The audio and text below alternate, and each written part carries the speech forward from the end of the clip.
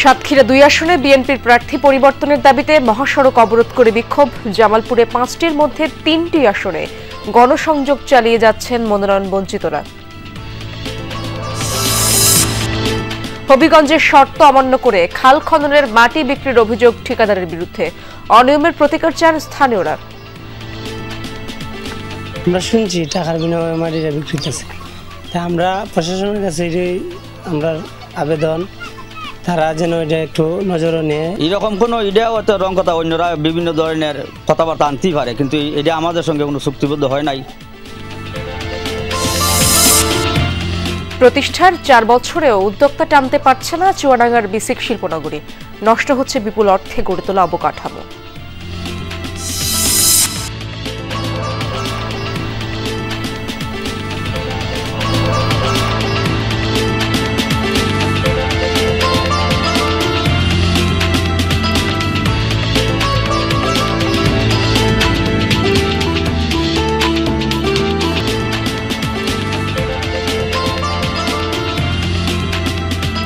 আমন্ত্রণ সংবাদ সারা দেশে, আপনাদের সঙ্গে আছি আমি ইশরাত জাহান। এতক্ষণ শিরোনামগুলো দেখছিলেন, এবার বিস্তারিত খবর জানাবো। সাতক্ষীরা ২ আসনে বিএনপির মনোনয়ন বঞ্চিত আব্দুল আলিমের সমর্থকরা মহাসড়ক অবরোধ করে বিক্ষোভ করছেন। বেলা 11:30টার দিকে সদরের রামতলা মোড়ে সাতক্ষীরা খুলনা মহাসড়কে অবস্থান নেন তারা। এতে বন্ধ হয়ে যায় যান চলাচল, আটকে পড়েছে বহু যানবাহন। বিক্ষোভকারীরা জানান, সাতক্ষীরা ২ আসনে মনোনয়ন দেওয়া হয়েছে বিএনপির বহিষ্কৃত নেতা আব্দুর রৌফকে। এতে ক্ষুব্ধ তৃণমূলের নেতাকর্মীরা। মনোনয়ন পুনর্বিবেচনা করে আসনটিতে জেলা বিএনপির সাবেক সদস্য সচিব আব্দুল আলিমকে প্রার্থী করার দাবি জানান তারা। দাবি পূরণ না হওয়া পর্যন্ত আন্দোলন চালিয়ে যাওয়ার ঘোষণা তাদের।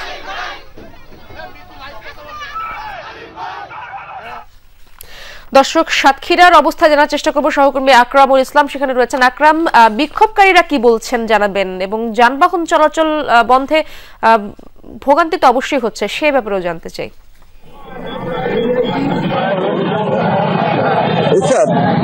বিক্ষোভকারীদের যে দাবি, তারা বলছেন সাতক্ষীরা ২ আসনে বিএনপির যিনি বহিষ্কৃত নেতা আব্দুল রৌফ তাকে মনোনয়ন দেওয়া হয়েছে, এটি তারা কোনোভাবেই মানছেন না। তারা লাপসা ইউনিয়ন পরিষদের যিনি চেয়ারম্যান আব্দুল আলিম, তিনি জেলা বিএনপির সাবেক সদস্য সচিব, তার মনোনয়ন চান। এবং এই মনোনয়নের দাবিতে সাতক্ষীরা খুলনা মহাসড়কের যে সাতক্ষীরা শহরের আমতলা মোড় এলাকা, এই এলাকা তারা অবরোধ করেছিল। প্রায় ঘন্টাব্যাপী এই অবরোধ চলছে।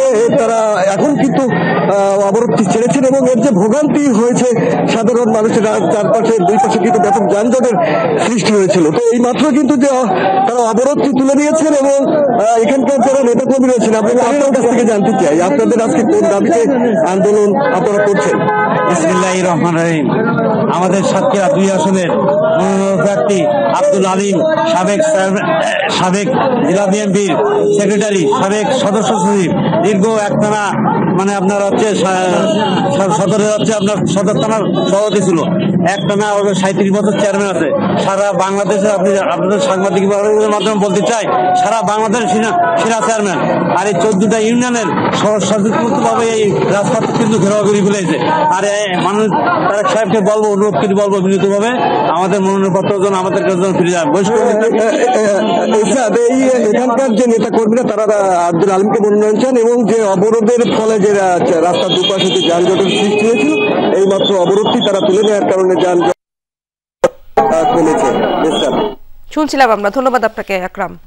ত্রয়োদশ জাতীয় নির্বাচনের প্রস্তুতি জোরদার করে গণসংযোগ করছে বিএনপির নেতাকর্মীরা। এরই মধ্যে ২৩৭টি আসনে সম্ভাব্য প্রার্থী ঘোষণা করেছে দলটি। বিষয়টি স্থানীয় রাজনৈতিক মহলে মতবিরোধের পাশাপাশি নেতাকর্মীদের মধ্যে অনিশ্চয়তার সৃষ্টি হয়েছে। তবে সম্ভাব্য শব্দটি থাকায় আসনভিত্তিকভাবে এখনও আশাবাদী একাধিক প্রার্থী করছেন স্বতন্ত্রভাবে কর্মসূচিও। তবে সম্ভাব্য শব্দটি আঞ্চলিক ও কেন্দ্রীয় পর্যায়ে কৌশলী বার্তা হিসেবে দেখা হচ্ছে। আরও জানাচ্ছেন সহকর্মী সাগর ফরাজি। এটাকেই ধরে নিতে হবে যে আমাদের সবচেয়ে অ্যাপ্রোপ্রিয়েট প্রার্থী তালিকা। এর মধ্যেও কিন্তু পরিবর্তন হতে পারে। গত ৩ নভেম্বর সম্ভাব্য প্রার্থীদের নাম ঘোষণা করা হলেও দলের মহাসচিব মির্জা ফখরুল ইসলাম আলমগীরের বক্তব্যে কিছুটা আশান্বিত হন মনোনয়ন বঞ্চিত নেতারা। দেশের বিভিন্ন স্থানে আন্দোলন সংগ্রাম সংঘাত হলেও জামালপুরে মনোনয়ন বঞ্চিতরা স্বতন্ত্রভাবে গণসংযোগ পথসভা ও প্রচারণা চালাচ্ছেন। জেলার 5টি আসনের 3টিতেই বিএনপির রাজনৈতিক চিত্র এখন এমন। বঞ্চিতরা মনে করছেন যোগ্যতা বিবেচনায় অন্তর্ভুক্ত হবে চূড়ান্ত প্রার্থীর তালিকায়। বিশ্বাস রাখতে চাই মেলান্দ মাদারগঞ্জের মানুষ যাকে ধানের শীষের পক্ষে প্রকৃত অর্থেই চায় উনি মনোনয়ন পাবেন। ধানের শীষের পক্ষেই শেষ পর্যন্ত কাজ করতে চাই। দলের স্ট্যান্ডিং কমিটি চাইলে যে কোনো সময় এটা পরিবর্তন আনতে পারে, তো সেই পরিবর্তনের অপেক্ষায় আছি আমরা। দলের সিদ্ধান্তে আমাদের সকলের সিদ্ধান্ত। তৃণমূল পর্যায়ে সাধারণ জনগণ কি চায় এটা একটু ছানবিন করে দেখলে আমার মনে ভালো হতো। এবারে জামালপুর 1 আসন থেকে এম রশিদুজ্জামান মিল্লাত, জামালপুর 2 থেকে সুলতান মাহমুদ বাবু, জামালপুর 3-এ মোস্তাফিজুর রহমান বাবুল, জামালপুর 4-এ ফরিদুল কবির তালুকদার শামীম ও জামালপুর 5 থেকে শাহ মোহাম্মদ ওয়ারিস আলী মামুন দলীয় মনোনয়ন পেয়েছেন। এর মধ্যে জামালপুর 2 আসনে ASM আব্দুল হালিম ও শরীফুল ইসলাম খান ফরহাদ, জামালপুর 3 আসনে সাদিকুর রহমান সিদ্দিকী শুভ ও AKM এহসানুল হক মঞ্জু, জামালপুর 4 আসনে সালিমা তালুকদার আরনি আলাদাভাবে ধানের শীষের হয়ে ভোট চেয়ে গণসংযোগ করছেন। দলের এই সিদ্ধান্ত পরিবর্তন না হওয়ার আশাবাদী মনোনীতরা। ঐক্যের সাথে ধানের শীষের জয় আনতে সবার সহায়তা চান তারা। সবাই যেন ঐক্যবদ্ধ হয়ে মানুষকে সংঘবদ্ধ করে, মানুষকে ঐক্যবদ্ধ করে, মানুষকে সামিল করে আগামী নির্বাচনে, আগামী ভোট যুদ্ধে যেন তারা ঝাঁপিয়ে পড়েন। আসুন আমরা এক হয়ে ঐক্যবদ্ধ হয়ে দেশ এবং জাতির প্রয়োজনে এবং আগামী নির্বাচনে আমরা এক হয়ে ঐক্যবদ্ধ হিংসা বিদেশের ঊর্ধ্বে থেকে আমরা দলের জন্য কাজ করি। যারা দল করেন দলের উচ্চ পর্যায়ে যে সিদ্ধান্ত দিও তার বাইরে কেউ ওই সামান্য একটু নোংরামে মনে করে যে একটা পর্যায়ে আছে, ওই পর্যায়ে যাওয়ার সুযোগ নাই। তবে 16-17 বছরে তৃণমূলের পাশে থাকা শক্তি ও ভোটারদের আস্থার জায়গা ঠিক রেখেই প্রার্থী বাছাই হয়েছে বলে মনে করেন জেলা ও উপজেলার নেতারা। দলের সিদ্ধান্ত প্রতীক নিশ্চিত করে দিয়েছে। এরপরে যদি আপনি মাঠে এসে সেটা বলেন আমি আমার এটাই শেষ না, এরপরে ডিসিশন হবে, তাহলে এগুলো আমাদের ভোটারদের, সাধারণ কর্মীদেরকে একটা বিভ্রান্ত করে। জামালপুরে যে 5টি আসনে নির্বাচনের মনোনয়ন ঘোষণা করা হয়েছে, এই 5টি আসনে পরিবর্তন হওয়ার কোনো সম্ভাবনা আছে বলে আমি মনে করি না। সম্ভাব্য শব্দটি একটি শূন্যস্থান তৈরি করেছে, তাই দ্রুত চূড়ান্ত সিদ্ধান্ত দিলে নেতাকর্মী ও প্রার্থীরা স্বস্তি পাবে বলে মনে করেন রাজনৈতিক সচেতনরা। কেন্দ্রকে মনোনয়ন বঞ্চিত প্রার্থীদের কর্মকাণ্ড জানানো হয়েছে বলে জানালেন জেলা বিএনপির নেতারা। বিএনপির মতো একটা বৃহৎ দলের নীতি নির্ধারকরা যেন দ্রুত সময়ের মধ্যে চূড়ান্ত প্রার্থী ঘোষণা করে এবং দলীয় যে স্ট্রিক্টনেসটাকে সুদৃঢ় করে। গত 17 বছরের সার্বিক অবস্থান বিবেচনা করে এখানে প্রার্থী তালিকা ঘোষণা করা হয়েছে। এখানে প্রার্থীর যদি নিতান্ত কোনো অযোগ্যতা প্রমাণিত না হয় তাহলে আমার ধারণা এখানে মনোনয়ন পরিবর্তন হওয়ার কোনো সম্ভাবনা নাই। সাগর ফরাজি, যমুনা নিউজ, জামালপুর। রংপুরে 2 পক্ষের হাতাহাতির ঘটনায় আটক মহানগর এনসিপির সমন্বয় সার্চ কমিটির সদস্য রাগিব হাসনাইন সহ আটক 2 জনকে মারধর ও ভয়ভীতি প্রদর্শনের মামলায় গ্রেপ্তার দেখানো হয়েছে। ঘটনার সময় জব্দকৃত পিস্তলটি আসল নাকি খেলনা তা ব্যালিস্টিক পরীক্ষার পরই নিশ্চিত হওয়া যাবে বলছে পুলিশ জানায়, প্রেম ঘটিত বিষয় নিয়ে কয়েকদিন আগে সিয়ামিন নামে এক তরুণকে মারধর করে এক কিশোর। পরে এলাকার কিছু বড় ভাই বিষয়টি মীমাংসা করে দেয়। সোমবার সিয়ামিন দলবল নিয়ে পার্কের মোড় এলাকায় গেলে আবারও তাকে মারধর করা হয়। এ সময় সিয়ামিন তার মামা রাকিবুল ইসলাম তুষারকে খবর দেয়। প্রত্যক্ষদর্শীরা জানায়, পরে তুষার, রাগিব সহ কয়েকজন ঘটনাস্থলে যায়। এক পর্যায়ে এই কিশোরের মাথায় পিস্তল ঠেকায় তুষার। এ সময় ঘটনাস্থলে উপস্থিত অন্যরা তুষার ও রাগিবকে পিটুনি দিয়ে পুলিশের হাতে তুলে দেয়। উদ্ধারকৃত পিস্তলটি আসল হলে অস্ত্র আইনেও মামলা করা হবে বলে জানিয়েছে পুলিশ। পিস্তল সদৃশ বস্তু হলে অস্ত্র আইনে মামলা, যদি এটা পিস্তল হয়, এটা যদি ফায়ারিং পেয়ে থাকে এবং এটা যদি মানুষকে লেথাল ওয়েপন হিসেবে ইউজ করা যায় তবে তার বিরুদ্ধে আইনগত ব্যবস্থা বা অস্ত্র আইনে ব্যবস্থা নেওয়া হবে। হবিগঞ্জের বানিয়াচংয়ে খাল খননের মাটি বিক্রির অভিযোগ উঠেছে ঠিকাদারি প্রতিষ্ঠানের বিরুদ্ধে। স্থানীয়দের দাবি, সরকারি প্রকল্পের ওই খনন কাজ থেকে উত্তোলিত মাটি এলাকার উন্নয়নে ব্যবহারের কথা রয়েছে, অথচ মোটা টাকার বিনিময়ে তা বিক্রি করা হচ্ছে অন্যত্র। যদিও বিষয়টি অস্বীকার করেন অভিযুক্ত ঠিকাদার। আর পানি উন্নয়ন বোর্ড বলছে, প্রমাণ পেলে নেওয়া হবে কঠোর ব্যবস্থা। হবিগঞ্জের বানিয়াচং উপজেলার বাল্লা মধুপুর সহ অন্তত 10 গ্রামের মানুষের জীবন জীবিকা অনেকাংশে এই সরস্বতী খালের উপর নির্ভরশীল। কিন্তু দীর্ঘদিন নাব্যতা সংকটে খালটির এখন রুগ্নদশা। বর্ষায় টুইটম্বুর থাকলেও শুকনো মৌসুমে পানিশূন্য খালটি চাষাবাদেও প্রভাব ফেলে। সরস্বতীর নাব্যতা ফেরাতে চলতি বছর প্রকল্প হাতে নেয় সরকার। বাল্লা মধুপুর অংশে পানি উন্নয়ন বোর্ডের উদ্যোগে গেল মাসে শুরু হয় 2 কিলোমিটার খনন কাজ। প্রায় 76 লাখ টাকার কাজটি পায় ঠিকাদারি প্রতিষ্ঠান ন্যাচারাল এন্টারপ্রাইজ। কিন্তু প্রতিষ্ঠানটির বিরুদ্ধে এরই মধ্যে উঠেছে মাটি বিক্রির অভিযোগ। ড্রেজিংয়ের মাটি এলাকার উন্নয়নে ব্যবহারের কথা থাকলেও স্থানীয়দের অভিযোগ ঠিকাদার প্রায় 32 লাখ টাকায় মাটি বিক্রি করেছেন। এ নিয়ে জেলা প্রশাসকের কাছে লিখিত অভিযোগও দেওয়া হয়েছে।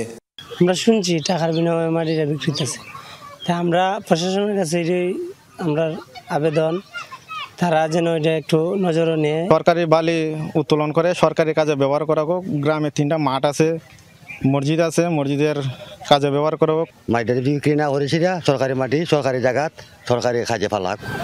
তবে যাদের বিরুদ্ধে মাটি কেনার অভিযোগ উঠেছে তাদের দাবি অভিযোগটি ভিত্তিহীন। বিনামূল্যেই পরিবারগুলোকে মাটি দিয়েছে ঠিকাদার। না না, এরকম কোনো এটাও হয়তো রং কথা, অন্যরা বিভিন্ন ধরনের কথাবার্তা আনতেই পারে, কিন্তু এটা আমাদের সঙ্গে কোনো চুক্তিবদ্ধ হয় নাই। তারা বলছে যে আমরা তো মাটিটা কোনো না কোনো জায়গায় দিতে হবে, এই হিসাবে আপনারা যখন গরিব মানুষ, এই হিসাবে আপনারা অনেক দিন যাবত এটা বাড়ি ঘর করতে পারতেছেন না, তাই আমরা আপনারা এই বাড়িটা এই বান্ধা দেওয়া যায়। এদিকে মাটি আসলে বিক্রি হয়েছে কিনা সেই প্রশ্নে ঠিকাদার সাংবাদিককেও মাটি দেওয়ার প্রস্তাব দেন। আপনার যদি কোন মাটি লাগে আপনি বলেন, আমি আপনার ওইখানে ওনাদেরকে বলেন, ওনাদের যার যার মাটি লাগবে, আমি তো আমার মাটি কাটার ডিউটি 2 কিলো কাটবো, এখন মাটি লাগলে আমি মাটি দিচ্ছি। পানি উন্নয়ন বোর্ড বলছে সরকারি প্রকল্পের মাটি বিক্রির কোনো সুযোগই নেই। অভিযোগ প্রমাণিত হলে ব্যবস্থা নেওয়া হবে। এই খালের যে বেস ম্যাটেরিয়াল যে মাটি, এটা বিক্রি করার কোনো সুযোগ নেই, এটা ঠিকাদার করতেই পারবে না। আমি আপনাদের মাধ্যমে এখন এটা অবগত হলাম, আমি এই বিষয়ে যথাযথ ব্যবস্থা গ্রহণ করব। দেবীর নামে বহমান খালটির নাব্যতা সংকট দ্রুতই দূর হবে এমনটাই আশা স্থানীয়দের। প্রদীপ দাস সাগর, যমুনা নিউজ, হবিগঞ্জ। গাজীপুরের টঙ্গীতে রেল লাইনের পাশে চটের বস্তার গুদামে আগুন লাগার ঘটনা ঘটেছে। ভোরে টঙ্গীবাজার গরুহাটা এলাকার বস্তাপট্টিতে অগ্নিকাণ্ড হয়। ফায়ার সার্ভিস জানায় চটের গুদামের পেছনের অংশে রেল লাইনের পাশে আগুন দেখতে পান স্থানীয়রা। এ সময় গুদামের পাশে থাকা মসজিদ ও রিকশার গ্যারেজেও কিছুটা ক্ষতি হয়েছে। খবর পেয়ে ফায়ার সার্ভিসের 3টি ইউনিট ঘটনাস্থলে পৌঁছে ঘণ্টাখানেকের চেষ্টায় আগুন নিয়ন্ত্রণে আনে। তবে এরই মধ্যে চটের গুদাম পুড়ে ছাই হয়ে যায়। আগুন লাগার কারণ ও ক্ষয়ক্ষতির পরিমাণ নিশ্চিত হওয়া যায়নি। এই ঘটনায় কোনো হতাহতের খবর পাওয়া যায়নি।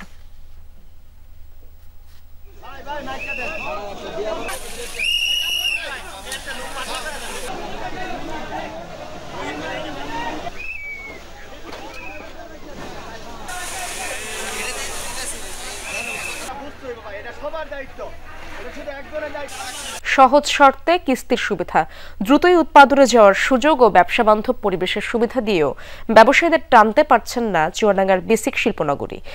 নির্মাণের 4 বছরও ব্যবসায়ীদের আগ্রহ না থাকায় শুরু হয়নি পূর্ণাঙ্গ কার্যক্রম, বরং নষ্ট হচ্ছে সরকারি বিপুল অর্থে গড়ে তোলা অবকাঠামো। ব্যবসায়ীরা বলছেন নানা জটিলতার কথা, কর্মকর্তারা দিচ্ছেন বিভিন্ন আশ্বাসও। 2021 সালে চুয়াডাঙ্গার ডিঙেদহ এলাকায় 25 একর জমির ওপর প্রতিষ্ঠা করা হয় বেসিক শিল্পনগরী। পরের বছর 5 ক্যাটাগরিতে 78টি প্লট বরাদ্দের প্রক্রিয়া শুরু হয়। এর মধ্যে 34টি প্লট বিক্রি হলেও নানা জটিলতায় কারখানা চালু হয়েছে মাত্র একটি।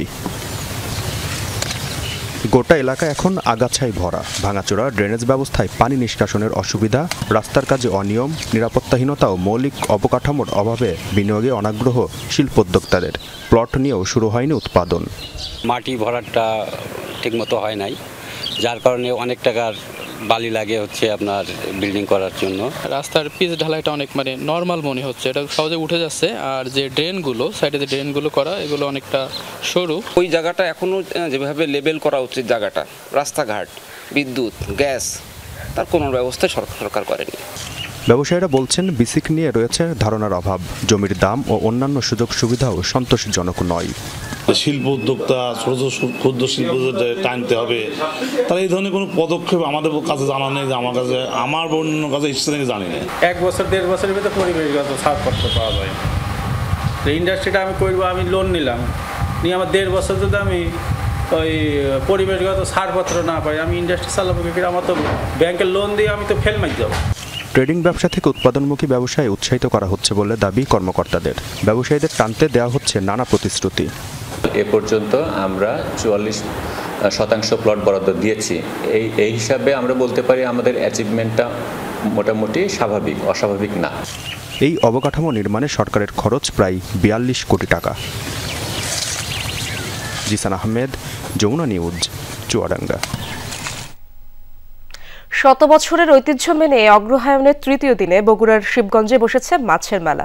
150 বছরেরও বেশি সময় ধরে নবান্ন উপলক্ষে আয়োজন করে থাকেন স্থানীয়রা। ভোরে শুরু হওয়া এবারের মেলায় রুই, কাতল, চিতল, বোয়াল, কার্প সহ বিভিন্ন জাতের মাছের পসরা সাজিয়েছেন শতাধিক দোকানি। 5 কেজি থেকে শুরু করে 20 কেজি ওজন পর্যন্ত বিভিন্ন জাতের মাছ কিনতে মেলায় দর্শনার্থীদের উপচে পড়া ভিড়। বড় আকর্ষণ মাছ থাকলেও সদ্য তোলা আলু, ফুলকপি, শিম সহ শীতকালীন বিভিন্ন সবজির বেচাকেনাও এই মেলার আরেকটি ঐতিহ্য। গ্রামীণ মেলার অপরিহার্য অংশ হিসেবে নানান ধরনের মিষ্টান্ন আর বগুড়ার দইয়ের বেচাকেনাও বেশ জমে উঠেছে। একদিনের এই আয়োজন ঘিরে আশপাশের 20-22টি গ্রামে উৎসবের আমেজ থাকে সপ্তাহ জুড়ে।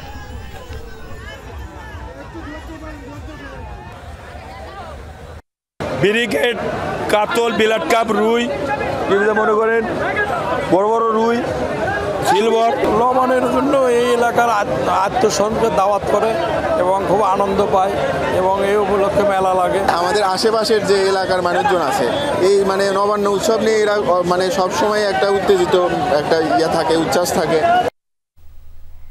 দর্শক, এই ছিল সংবাদ সারা দেশের এখনকার আয়োজনে। এতক্ষণ যারা সঙ্গে ছিলেন সবাইকে ধন্যবাদ।